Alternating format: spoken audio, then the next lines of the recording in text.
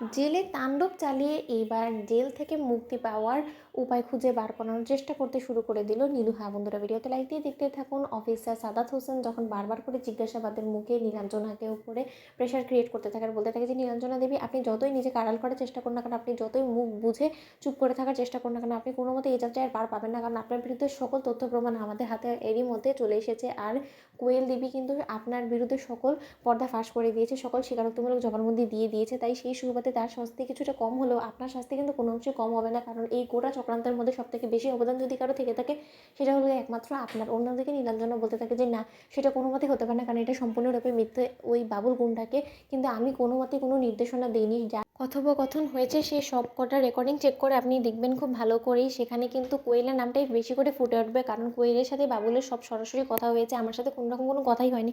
তাহলে আমার একার কিন্তু সকল বিষয়ের দায় চাপে না আমার উপরে। তাই আমার উপরে যদি কোনো রকম কোনোভাবে চালাকি করে সকল দায় চাপিয়ে দেওয়ার চেষ্টা করা হয় তাহলে কিন্তু আমি আপনাদের কাউকে ছেড়ে কথা বলবো না। অন্যদিকে অফিসে সাদাত হোসেন বলতে থাকে যে আপনি কি মনে করেছেন যে আপনি একের পর এক মিথ্যে গল্প বানিয়ে আমাদের সকলকে বোকা বানাতে পারবেন? আপনার এগেনস্টে সকল তথ্য প্রমাণ কিন্তু সেটা বলছে না।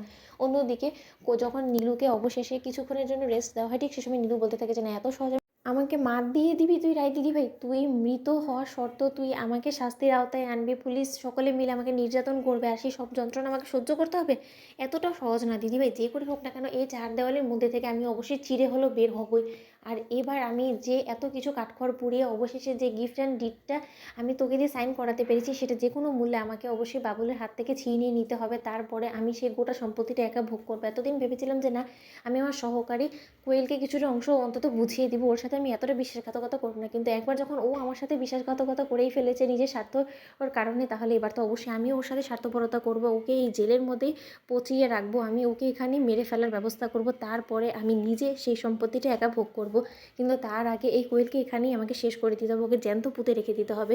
অন্যদিকে নীলু যখন রাগের মাথায় কোয়েলের উপরে অ্যাটাক করে কোয়েলের গলা টিপে ধরে, ঠিক সেই মুহূর্তে কনস্টেবল জেলের ভিতরে ঢুকে যখন নীলুকে কোয়েলের গায়ে হাত তোলা থেকে আটকাতে যায়, ঠিক সেই সুযোগটাকে কাজে লাগিয়ে সেই কনস্টেবলকে মেরে নীলু সকলকে চকমা দিয়ে লকআপ থেকে পালিয়ে যেতে সক্ষম হয়ে যায় এবং পুলিশের ধাওয়া পাল্টা ধাওয়া হওয়া সত্ত্বেও কোনো মতেই নীলাঞ্জনা অবধি না পৌঁছাতে পারে এক পর্যায়ে বাধ্য হয়ে পুলিশ হার মেনে নেয় এবং কোয়েলকেই সেই জেলে জিম্মি করে রাখে। কোয়েল বলতে থাকে যে আপনাদের এটা কেমন আচরণ বলুন তো?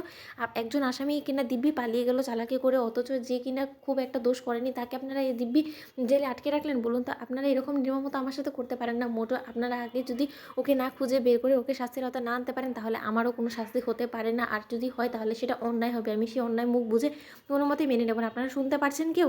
তো বন্ধুরা, ভিডিওটি ভালো লেগে থাকলে অবশ্যই লাইক কমেন্ট শেয়ার করে সাবস্ক্রাইব করতে ভুলো না।